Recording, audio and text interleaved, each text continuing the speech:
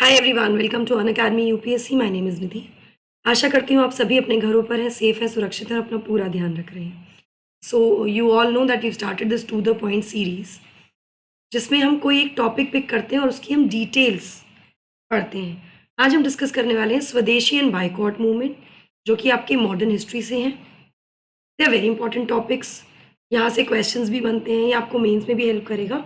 सो स्वदेशी या बॉयकॉट दोनों मूवमेंट्स की अगर मैं बात करूं तो ये एक ही कॉइन के दो पहलुओं की तरह है, एक सिक्के के दो साइड्स।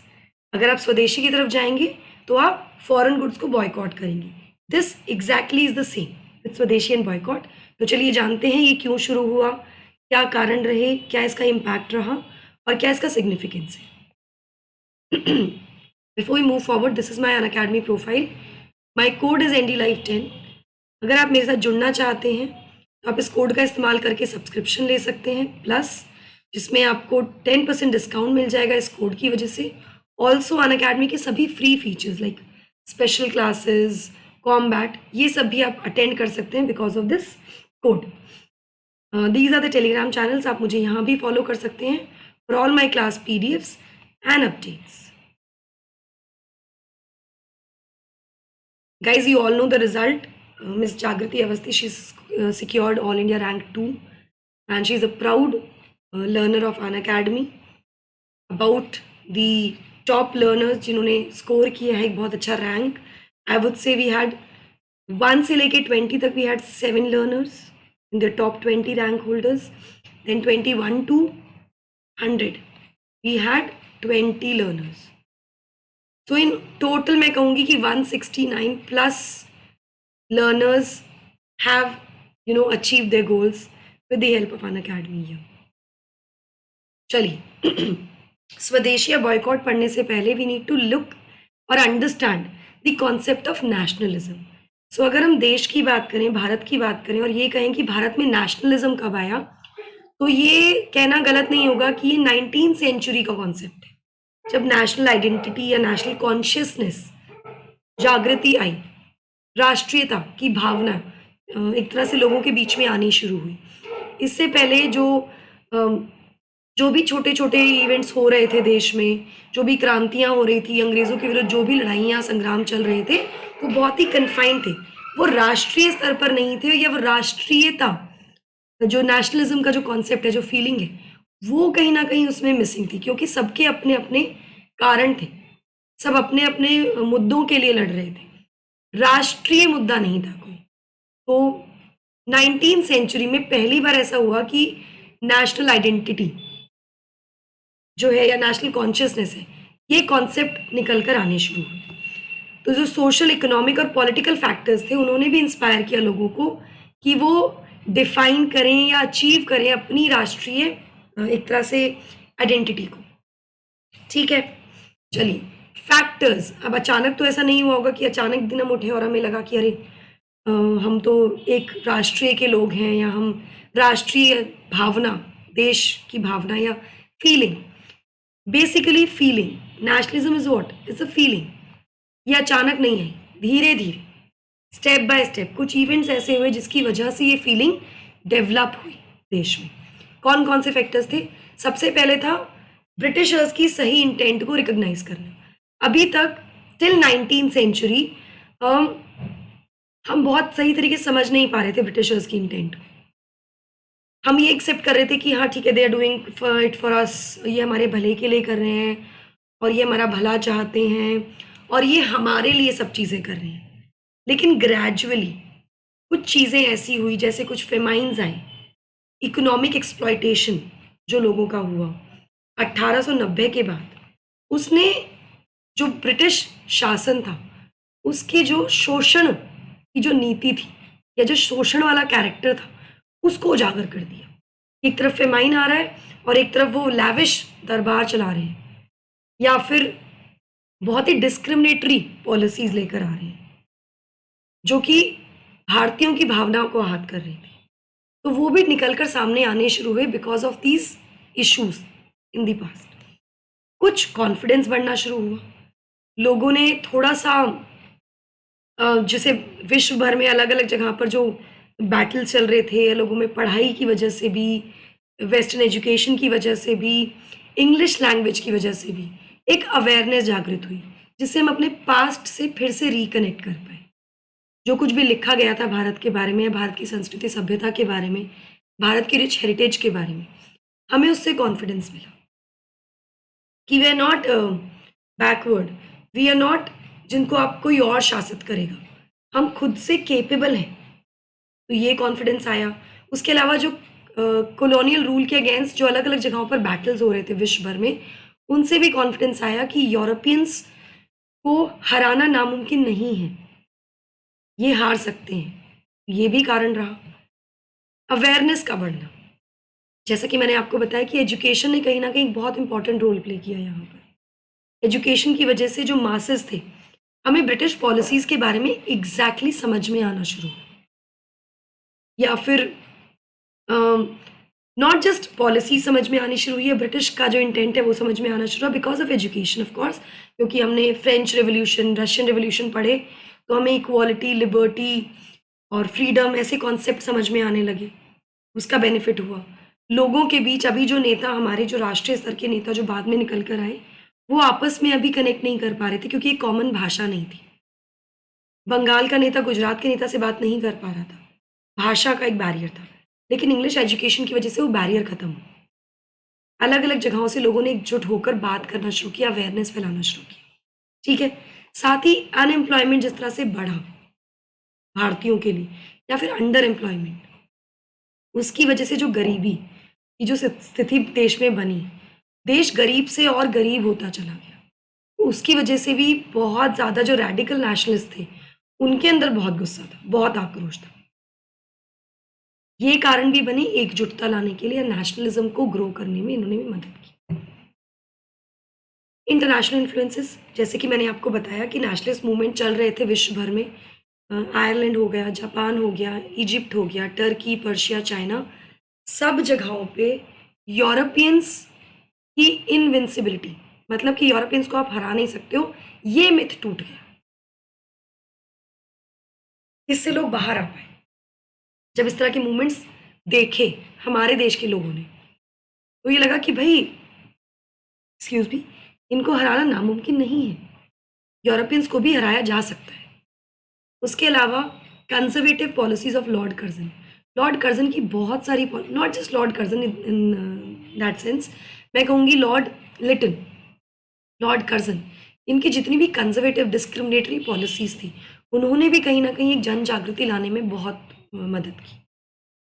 जो एडमिनिस्ट्रेटिव मेजर्स कर्जन ने यूज़ किए, जैसे कि इंडिया यूनिवर्सिटीज़ एक्ट ले आए, ताकि क्रांतिकारी या लोग एक दूसरे से बात करके एक एकत्रित ना हो, एकजुट ना हो, दबाया जा सके आवाज़ को। यूनिवर्सिटीज़ एक्ट, है ना, ये हुआ। कलकत्ता कोऑपरेशन एक्ट आया, और उसके बाद जो last nail in the coffin था वो था बंगाल का विभाजन। इसने कहीं ना कहीं ब्रिटिशर्स की उस पॉलिसी को, डिवाइड एंड रूल की पॉलिसी को एक्सपोज कर दिया। अभी तक हम केवल डिस्क्रिमिनेशन के शिकार थे, लेकिन अब हमें समझ में आ गया था कि भाई ये तो हमारा बंटवारा कर रहे हैं, ये तो डिवाइड एंड रूल पर चल रहे हैं। तो ये भी एक बहुत बड़ा कारण रहा नेशनलिज्म की जो फीलिंग है, जो भावना है, उसको बढ़ाने में। यहाँ पे एक इम्पॉर्टेंट नोट है जो हमें समझना है कि गांधी जी के आने से पहले अगर मूवमेंट्स की बात की जाए, और जहाँ पे हम कह सकते हैं कि मासेस वर इन्वॉल्व, गांधी जी के आने के बाद तो मासेस इन्वॉल्व हुए ही। जो हमारी स्वतंत्रता का संग्राम था उसमें जनता का जुड़ना तो तय हो ही गया था। गांधी जी ने जिस तरह से जाके टूर किया इंडिया का, लोगों के बीच में गए, तो मासेस जुड़ गए गांधी जी के साथ। लेकिन गांधी जी से पहले, प्री गांधीयन एरा से पहले, अगर हमें किसी एक मूवमेंट को ऐसा कह सकते हैं जहाँ पे काफ़ी हद तक it was a mass movement, तो वो है स्वदेशी मूवमेंट या बॉयकॉट मूवमेंट। इसमें लगभग हर तबका, वो छात्र हों, स्टूडेंट्स हों, महिलाएं हों, पेजेंट्स हों, कैपिटलिस्ट हों, जो कैपिटलिस्ट ग्रो हुआ है इनफैक्ट इस टाइम पर, या जो भी वर्किंग क्लास है, वो सभी ने कंट्रीब्यूट किया इसमें, except for a certain section of the society, जिनको ल्योर किया गया था, जिनको लालच दिया गया था कि बंटवारे के बाद आपको अलग तरह से कुछ विशेष सुविधाएं दी जाएंगी। ठीक है, चलिए। तो स्वदेशी बाइकॉट मूवमेंट का अगर ड्यूरेशन की मैं बात करूं तो ये स्टार्ट होता है आपका 1903 से, और ये चलता है 1908 तक। फाइनली ये अनल हो जाता है बंगाल का पार्टीशन 1911 में, दिल्ली दरबार के समय वापस खारिज कर दिया जाता है इसको। ठीक है, 3 से शुरुआत हुई। तो स्वदेशी और बॉयकॉट जो दो हैं वो एक एजिटेशन की तरह शुरू हुए पार्टीशन को लेकर, बंगाल के विभाजन को लेकर। लॉर्ड कर्जन ने विभाजन की बात की 1903 में, और विभाजन कब हुआ? 1905 में। ठीक है, जो बात की गई वो रीजन ये दिया गया, रीजन डिवाइड एंड रूल नहीं दिया गया। कर्जन ने कारण जो है वो डिवाइड एंड रूल नहीं बताया। कर्जन ने कारण बहुत स्मार्टली क्या बताया कि ये जो बंगाल का एरिया है, जो रीजन है, इसकी एडमिनिस्ट्रेशन कंट्रोल करना बहुत मुश्किल है। ये एडमिनिस्ट्रेटिवली बहुत बड़ा एरिया है, तो इसको डिवाइड करके ही हम इसको अच्छे से प्रशासनिक व्यवस्था अच्छे से दुरुस्त कर सकते हैं यहाँ पर। ये कारण दिया गया था बंगाल के विभाजन का, जो कि लोगों को समझ में आया कि it is not the reason. Reason was कि मुस्लिम बहुल्य क्षेत्र को अलग करना, हिंदू मुस्लिम डिवीजन बेसिकली। ठीक है, तो उसके विरोध में स्वदेशी और बॉयकॉट एक आक्रोश, एजिटेशन की तरह शुरू हुए बंगाल के विभाजन के विरोध में। ठीक है, जो बाद में एक मास मूवमेंट की तरह चला पूरे देश में। अब यहाँ पे पूरे देश में कहना शायद थोड़ा सा गलत होगा, लेकिन यस, ये केवल बंगाल तक सीमित नहीं था, और ये देश के काफ़ी सारे हिस्सों तक with the help of different leaders, जो भी एक्सट्रीमिस्ट लीडर्स थे जैसे लाला लाजपत राय या फिर अरविंदो घोष, इनकी वजह से ये अलग अलग जगहों पर फैला, पहुंचा देश तक। ठीक है, फॉर्मल प्रोक्लेमेशन कब हुआ इसका? स्वदेशी मूवमेंट को एक तरह से फॉर्मली अनाउंस कब किया गया? It was announced on 7 August 1905, Calcutta town hall की मीटिंग। ठीक है, ये बंगाल में ही हो रहा है। इस मीटिंग में स्वदेशी के साथ साथ बॉयकॉट का रेजोल्यूशन भी पास किया गया। स्वदेशी अपनाएंगे और विदेशी जो भी चीजें हैं उनको बॉयकॉट करेंगे। कांग्रेस का सत्र हुआ 1905 में, तो ध्यान रखिएगा कलकत्ता टाउन हॉल में अगस्त में अनाउंस हो गया है स्वदेशी प्रोक्लेमेशन फॉर्मली, और इसको कांग्रेस ने अप्रूवल, या एक तरह से कांग्रेस ने इसको जो कॉल किया स्वदेशी का, वो कब किया? किस सत्र में? बनारस सत्र में, दिसंबर 1905। ठीक है, इसके प्रेसिडेंट कौन थे इस सत्र के कांग्रेस के? गोपाल कृष्ण गोखले, जिन्होंने स्वदेशी का नारा दिया। उसके बाद 1906 में एक सत्र हुआ जो कि कलकत्ता में हुआ। कौन राष्ट्रपति थे इसमें, कौन प्रेसिडेंट थे? इस सत्र के प्रेसिडेंट थे दादा भाई नारोजी। इसमें थोड़ा विरोध था, क्योंकि अभी ये टाइम था जब एक्सट्रीमिस्ट और मॉडरेट थोड़ा अलग अलग उनकी विचारधाराएं काफी सामने समक्ष रूप से डिफरेंस दिखने लगा था विचारधाराओं में। तो बहुत स्मार्टली मॉडरेट्स ने दादा भाई नारोजी को इस सत्र का अध्यक्ष घोषित किया, क्योंकि दादा भाई नारोजी क्या थे? सबसे वरिष्ठ व्यक्ति थे कांग्रेस के, तो इनके विरोध में एक्सट्रीमिस्ट भी ज्यादा नहीं बोल पाए।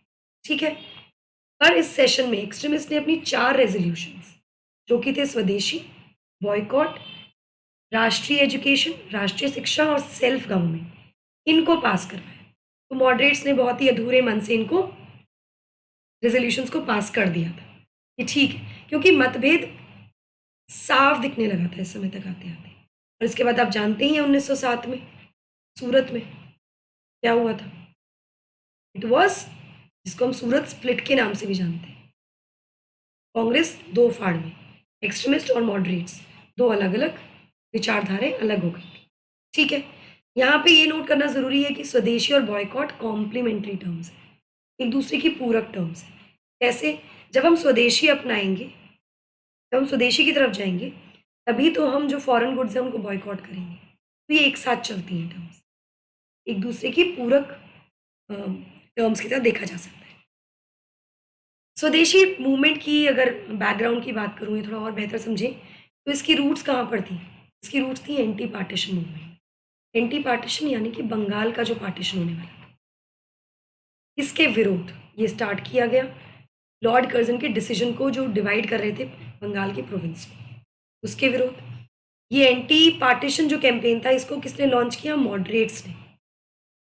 ठीक है, एक्सट्रीमिस्ट नहीं ने, यहाँ पे moderates, anti partition campaign moderates द्वारा लॉन्च किया गया था। क्या करने के लिए?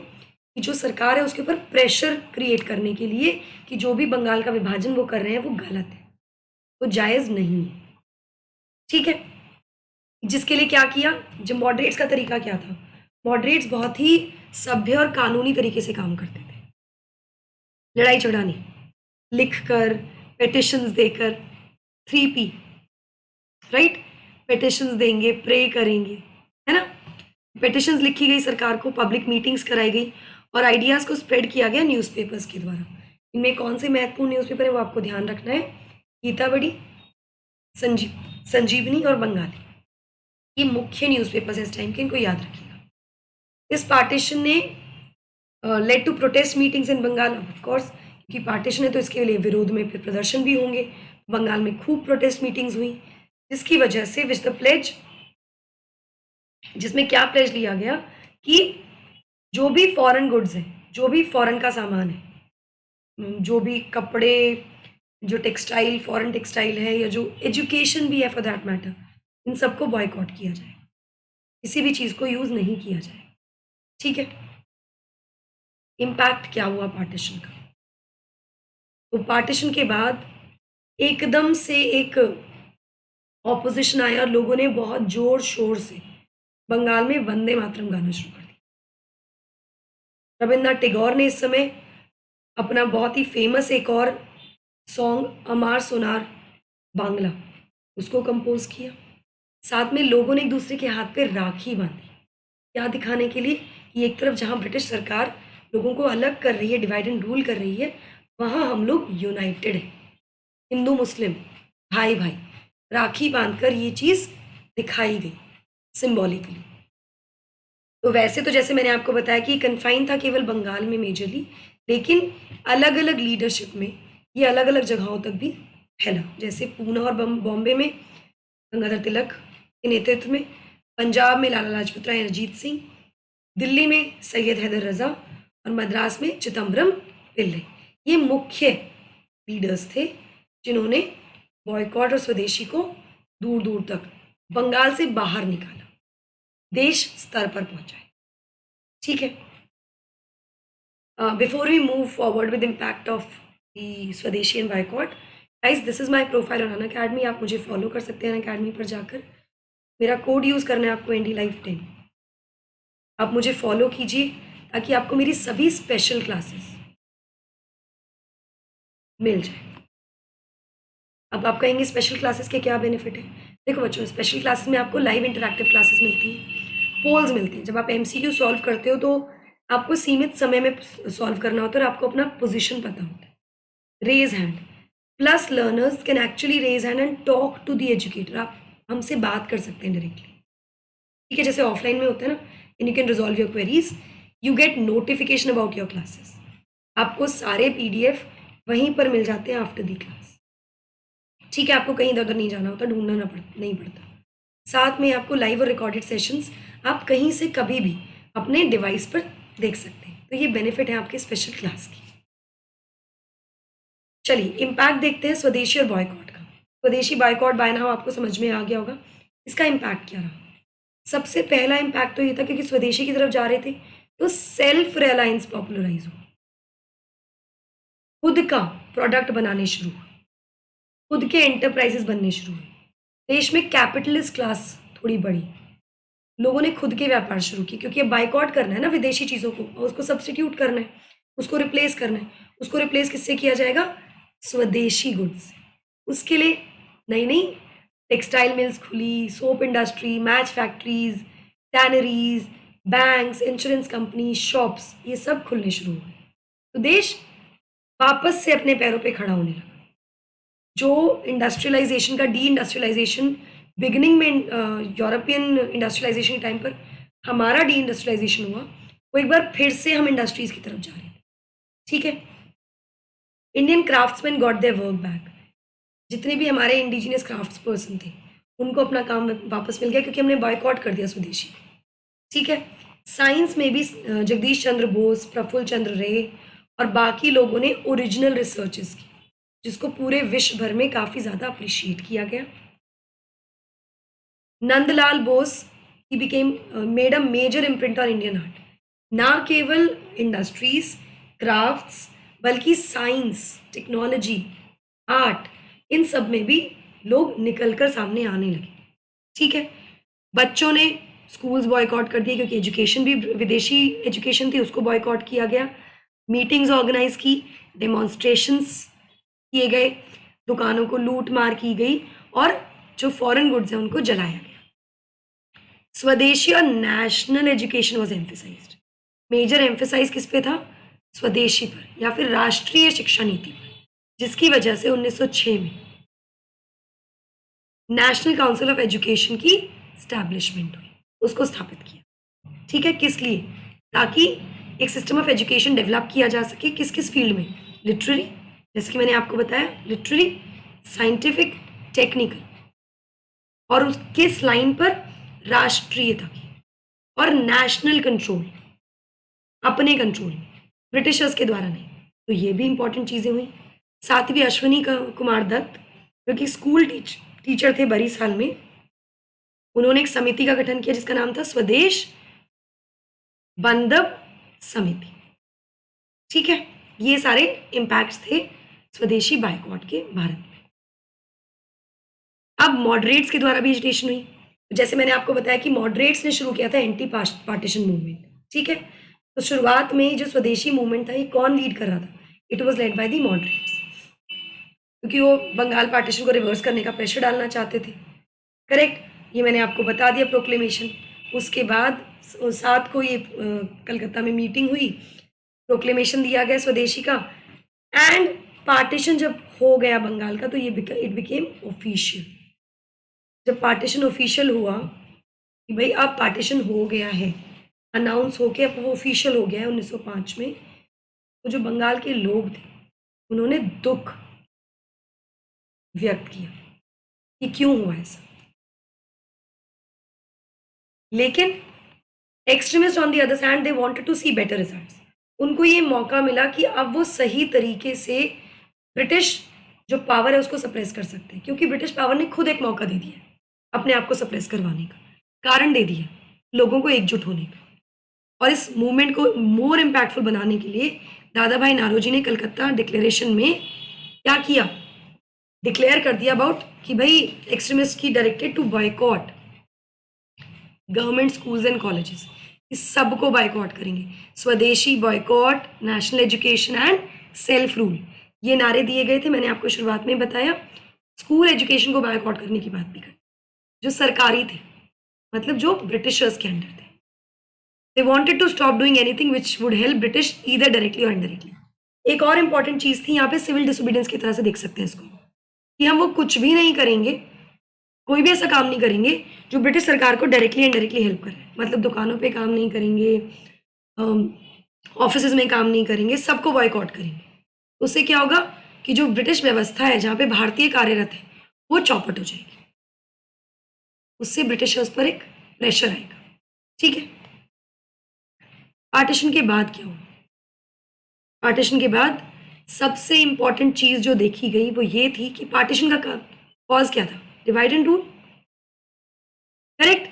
लेकिन इसके विपरीत पार्टीशन की वजह से हिंदू मुस्लिम यूनिटी अपने चरम पर पहुंच गई। सब ने पार्टिसिपेट किया सोशल मूवमेंट्स में बदलाव लाने के लिए, लेकिन कुछ एक तबका, जैसे मैंने आपको शुरुआत में ही बताया था, मास मूवमेंट तो था, लेकिन एक दो तबका था जो नहीं साथ में आया। क्यों? क्योंकि उनको लालच दे दिया गया था। पेजेंट्री, जो मुस्लिम पेजेंट्री थी, उन्होंने इसमें पार्टिसिपेट नहीं किया। तो एक कंप्लीट मास मूवमेंट की तरह नहीं देख सकते। यस, प्री गांधी एरा का सबसे बड़ा मूवमेंट था, लेकिन इट वाज नॉट कंप्लीट मास, क्योंकि मुस्लिम पेजेंट्री जो कि अनएजुकेटेड भी थी, उनको गवर्नमेंट ने लालच दे दिया। और किस बेसिस पे? कास्ट और क्लास के बेसिस पे, मतलब भड़का दिया बेसिकली। ठीक है, तो 1907 में ऑल इंडिया मुस्लिम लीग की भी स्थापना इसके बाद ही हुई। ठीक है, बट क्योंकि ये मूवमेंट एक बहुत बड़ी जन जागृति का मूवमेंट था, जनता का मूवमेंट था, तो हार कर ब्रिटिश गवर्नमेंट को ये पार्टीशन रिवर्स करना पड़ा। कब? 1911।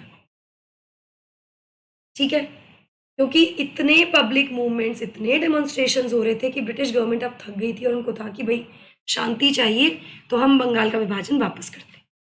लेकिन एक चीज़ जो हुई उसके बाद क्या हुई, वो हुई कि कलकत्ता से कैपिटल को शिफ्ट कर दिया गया दिल्ली। इसको ध्यान रखिएगा, 1911, ठीक है। और बंगाल से उड़ीसा और बिहार के क्षेत्र को अलग कर दिया, ठीक है। अभी तक जो बंगाल था वो ये पूरा हिस्सा था, बंगाल, उड़ीसा, बिहार, ये पूरा रीजन था। बिहार और उड़ीसा को अलग कर दिया गया बंगाल से, ठीक है।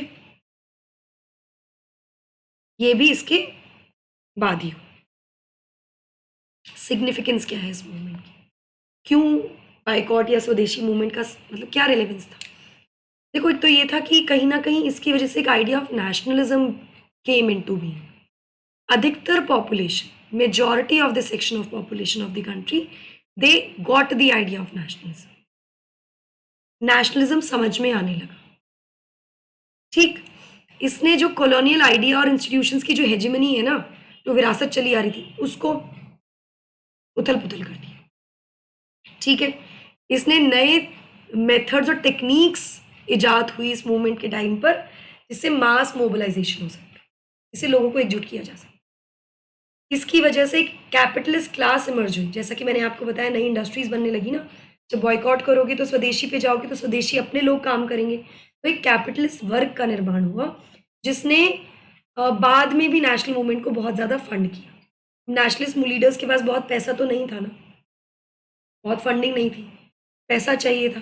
तो या तो फिर कुछ इंसिडेंसेस हमें पता ही हैं, जो हम बाद में भी पढ़ेंगे, काकोरी ट्रेन जो लूट है, इस तरह की बहुत लूट की गई। लेकिन कुछ पैसा जो फंडिंग से आया वो कहाँ से आया? इन कैपिटलिस्ट क्लास से जो इमर्ज हुई ड्यूरिंग द टाइम ऑफ स्वदेशी एंड बाइकॉट, ठीक है। जिसने नेशनल मूवमेंट को काफ़ी ज़्यादा फंड किया अपने आने वाले सालों में। साथ ही इस मूवमेंट की लेगेसी थी जो आगे के नेशनल मूवमेंट्स को रास्ता दिखाई कि कैसे एकजुट होके चीज़ों को बदला जा सकता है। क्योंकि रिजल्ट आया ना बाइकॉट का और स्वदेशी का, और मूवमेंट्स का रिजल्ट क्या रहा कि annulment of the partition, partition को रिवर्स कर दिया गया। तो इससे ये कॉन्फिडेंस आया कि yes, we can do it together, साथ में एकजुट होकर हम चीज़ों को बदल सकते हैं। तो इसने एक लेगेसी पास ऑन की आने वाले नेशनल मूवमेंट्स को, कि कैसे देश में एकजुट होकर बदलाव या आज़ादी पाई जा सकती है। ये इसका सिग्निफिकेंस रहा। सो गाइज, आई होप आपको समझ में आया होगा स्वदेशी and boycott.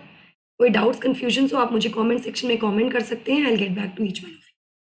Also if you want to go for subscription guys, iconic is an amazing feature that Unacademy has got, जहाँ पे आपको मिलती है personal guidance, study planner, study material, expert guidelines, test analysis, और साथ ही प्लस के सारे बेनिफिट जैसे कि live classes, weekly test, unlimited access, live और रिकॉर्डेड सेशंस का कितनी बार भी देख सकते हो, ठीक है। स्ट्रक्चर्ड कोर्सेज, एक ही जगह पे सारे कोर्सेज मिलते हैं, ढूंढना नहीं पड़ता।